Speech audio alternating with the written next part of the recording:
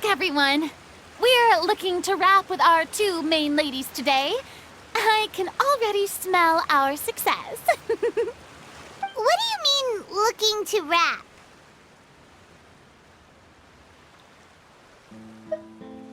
Oh, aren't you the expert now?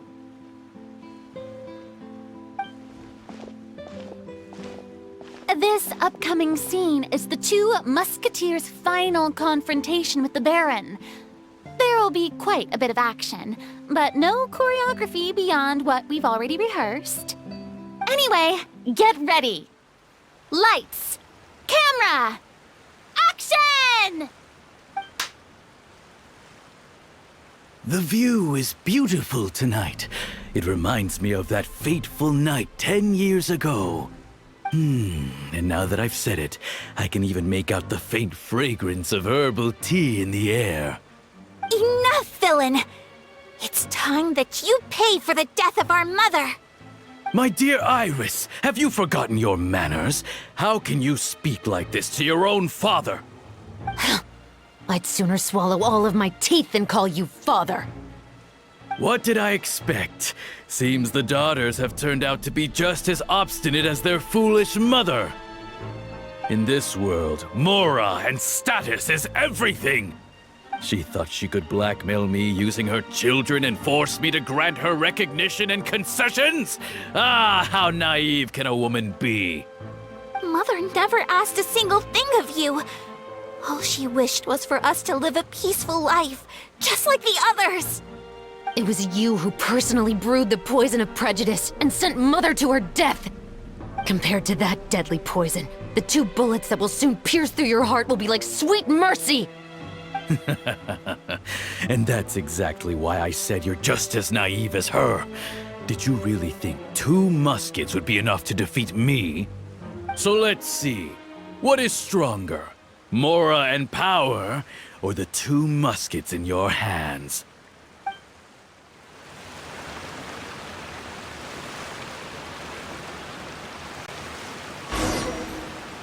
Get them! Tulip! There are too many of them! It'll be okay. We'll cover each other, Iris. And Mother will be watching over us, too. Stop right there! Ha! Hands where I can see them!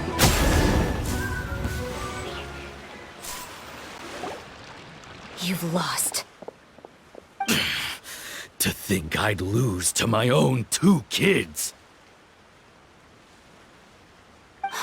We are no children of yours, and we'll never call that place our home. Then tell me, what did you do all this for? You lost your mother, and will soon kill your father as well. What will you gain in the end, other than sentences for your crimes? We will gain our long-awaited justice.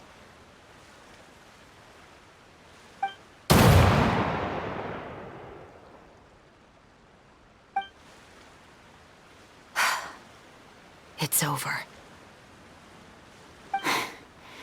Finally, it's over.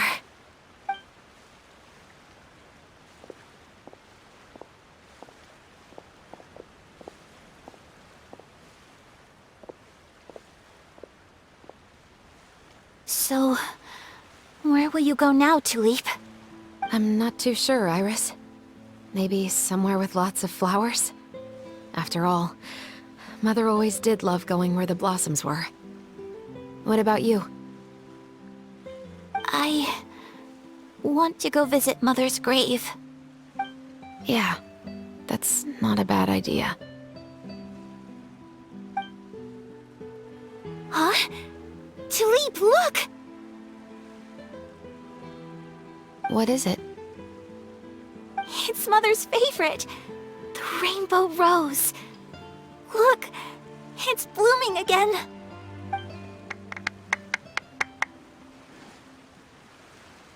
Excellent! That was beyond mesmerizing. Even I didn't expect the scene to go so well. And we got it in a single take. All right, everyone. we've got a wrap for Tulip and Iris. Congratulations, Ayaka and Chevres! Thank you. I didn't expect our parts to wrap so quickly. I wish I could savor the experience for just a bit longer. Paimon totally understands. Paimon's not ready to say goodbye to the clapperboard either. Filming has really been a lot of fun. You were great too, Chevres. The way you said, long-awaited justice. It gave Paimon chills. That is indeed my favorite line in the whole book. I still remember trying to act it out in my room the first few times I read it. Whoa, Paimon would have never guessed you're that type. Who doesn't like stories where the guilty are punished and justice prevails over evil? Don't forget, I'm the captain of the Special Security and Surveillance Patrol.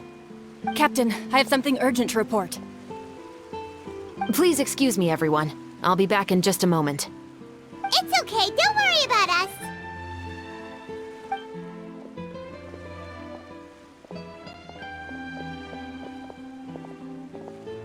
Oh? Was she whisked away by work already? I was just about to tell her how great she did. It seemed like some urgent official business. Then perhaps we should thank the stars that we were able to wrap both of your parts so quickly today. Switching around the filming schedule would have been a real pain. Anyway, I actually came over to let everyone know that we're all done for today. You can go home and get some rest. And one last thing, Miss Ayaka. Your acting skills today were immaculate as always. Are you sure you won't consider taking up full-time acting? See, I just happen to know this great troupe that's still looking for a lead actress. Thank you for your kind words, Director Farina. Unfortunately, there are still many matters that I have to take care of back home at the Yashiro Commission. I cannot remain in Fontaine to pursue an acting career. Nevertheless, I will make sure to treasure this incredible opportunity in my heart. Oh, that's a shame. But I understand. Just let me know if you ever change your mind. I believe it's also about time for me to take my leave. But hopefully I'll see you on set over the next few days. Even though my part's wrapped, I'd still like to swing by and help out the crew. See you tomorrow, Traveler and Paimon. Yep, see you tomorrow! Well, what should we do next? Maybe we'll go investigate the case some more with Chevres today. Traveler, Paimon, please come with me. Huh? Where are we going? You could say that our ship has finally chanced upon one of those small, remote islands of intel.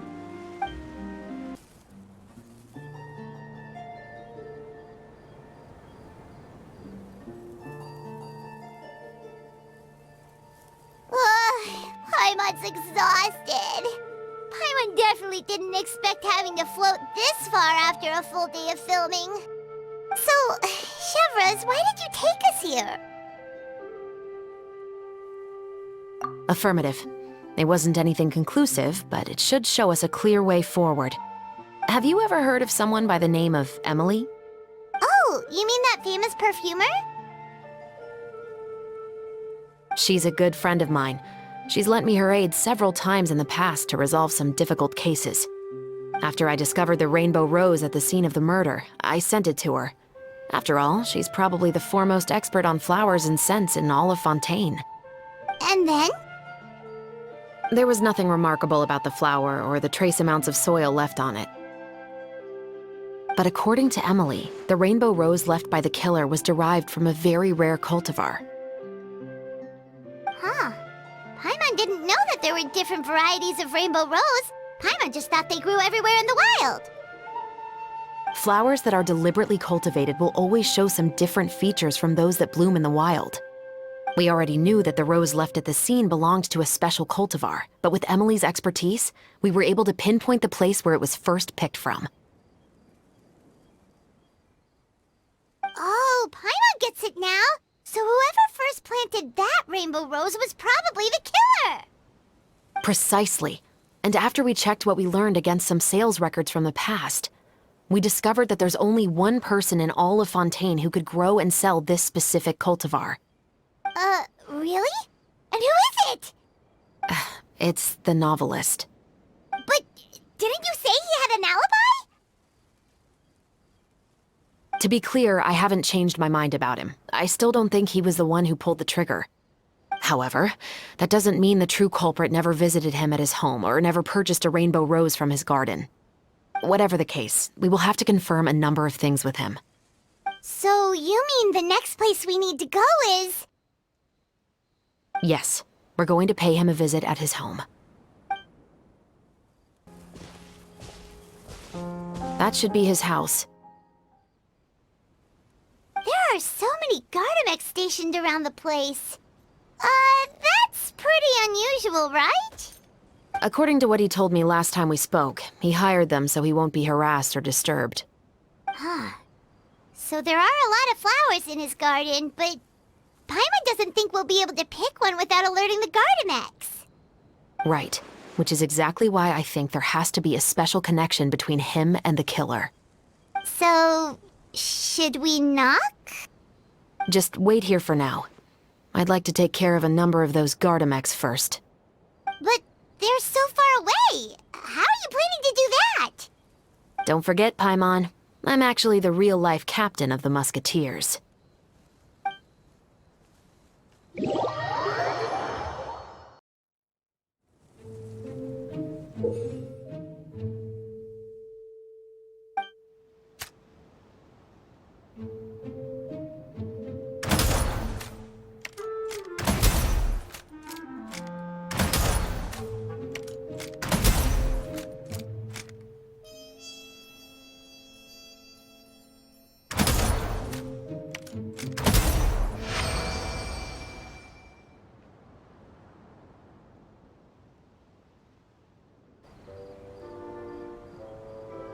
All clear.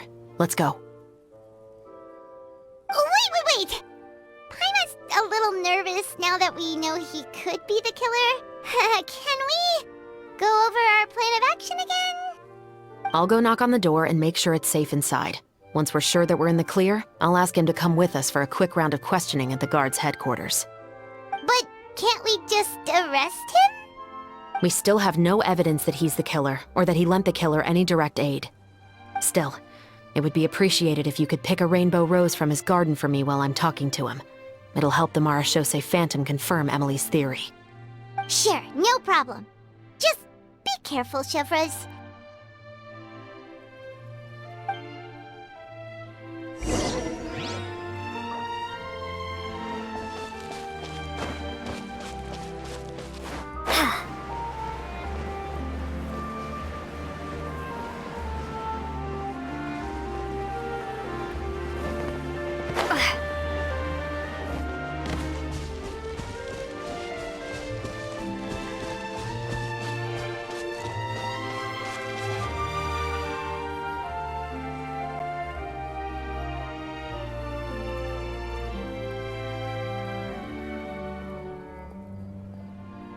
Excuse me, Mr. Baptiste, are you home?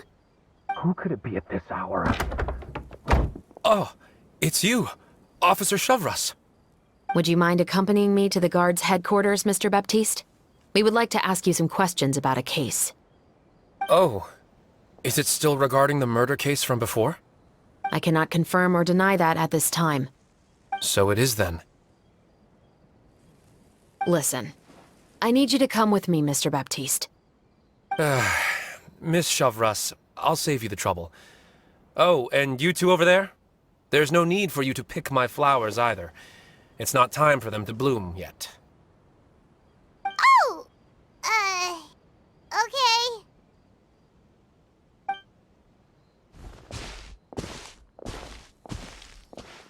By saving me the trouble, you mean... I will confess, I was the killer. Huh? He just admitted he's guilty! Please relax, everyone. I'm not armed. The musket you're looking for has been buried in my backyard. Then it's my responsibility to inform you, Mr. Baptiste. that everything you say right now will be used as evidence for the inevitable trial. Yes, I am perfectly aware of that. I must say, I hate this feeling. Oh? Is it because I confessed? Or because you've been proven wrong? Both, I suppose. For the same reason as the one I wrote out in my novel, of course. I did it to exact revenge. I know you haven't figured out the link between the two of us. Had you done so, I'd have been taken away to the headquarters a long time ago. But that won't stop me from always remembering his grotesque face. After all, he was the one who killed my mother. Your mother is still healthy and well. You know, I was adopted as a child. I was referring to my birth mother. That was never recorded in the orphanage's records. Please forgive a 6-year-old child for concocting some lies to protect himself after watching his mother die right in front of him. So, your novel, it was like a record of your life? No, of course not. It was a work of fiction with many embellished parts. But I am indeed the illegitimate son of a wealthy and influential man who abused his power to murder my mother. That part was 100% real. But the man you killed didn't have a Mora to his name. He was a hired assassin, an irredeemable beast who sank his fangs into a defenseless woman just for a few bags of Mora. But if that's really the truth, you wouldn't be telling us any of this now. You still haven't managed to take revenge against your father, the true mastermind behind it all. I never thought I'd hear that kind of thing from the captain of the Special Security and Surveillance Patrol. I'm simply skeptical about your motives. It's simple, really. I've grown tired of everything and don't want to shoulder this burden anymore.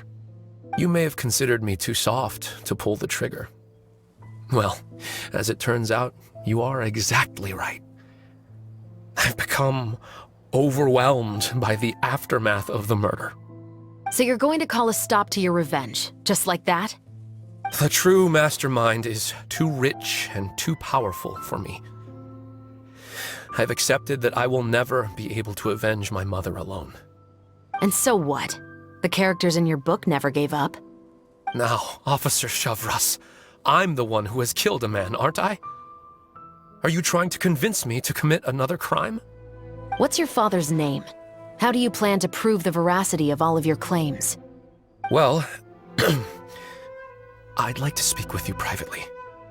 Sure. Why don't we speak privately at the guard's headquarters?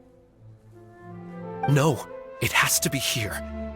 I must ensure that we won't be overheard. Fine. Let's talk here. When I said won't be overheard, I meant by anyone. I would like to speak with you and you alone.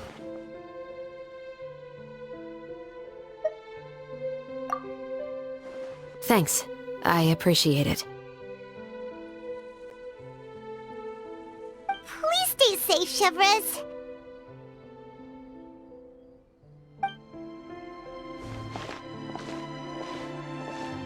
All right. Let's hear it. Will you really believe what I'm about to say? Well, that depends on what you're going to tell me. Fair enough. Fair enough. Then listen closely.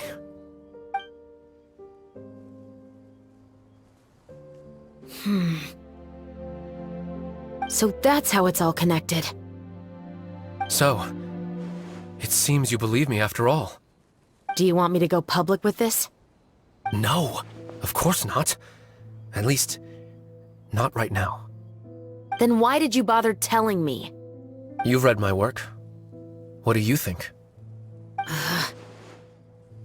Even if you were to go public with all of this right now, he'd simply deny everything. It's been too long. Almost 20 years. Anything that could be used as evidence has long faded away. Even if there might have been a solitary island of truth once upon a time, it has long sunk beneath the waves by now. Justice will never find him. Not if you don't try. I know that as the captain of the Special Security and Surveillance Patrol, you will always stand on the side of justice. But do you really think a cushy life in prison really constitutes justice for him? I bet he could lead an extremely comfortable life in the fortress of Meripede. What are you trying to say? I've been observing you from a distance. Your portrayal of the Musketeer was exquisite. Pull the trigger of justice against him. Let the villain get what he deserves. You want me to let you go so you may complete your revenge? No, Officer Chavras. I know that would be impossible. No. What I'd like is for you to perform the deed on my behalf. Oh, Shivra sure is taking her time. What could they be talking about anyway? Oh, Paimon's worried. What if he decided to attack her? Oh, you do have a point. Still, do you have any idea who the rich person might be? And why the novelist doesn't want us to hear what he's saying to Chevres? Sorry to keep you waiting, you two. Hey, how did your talk go? I've already sent someone to escort Baptiste back to the headquarters for questioning. He wasn't lying about the musket. It was indeed buried in his backyard. But what about the name? Did he tell you the name of the rich guy? Yes, he did. But for now, I have to return to the Special Patrol. There are still a few loose ends I need to tie up.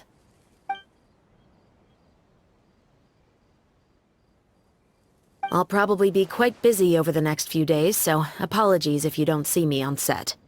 All right, Paimon understands if you can't tell us everything you know. We'll just keep an eye on the Steambird then. Actually, there's still something else I need your help with.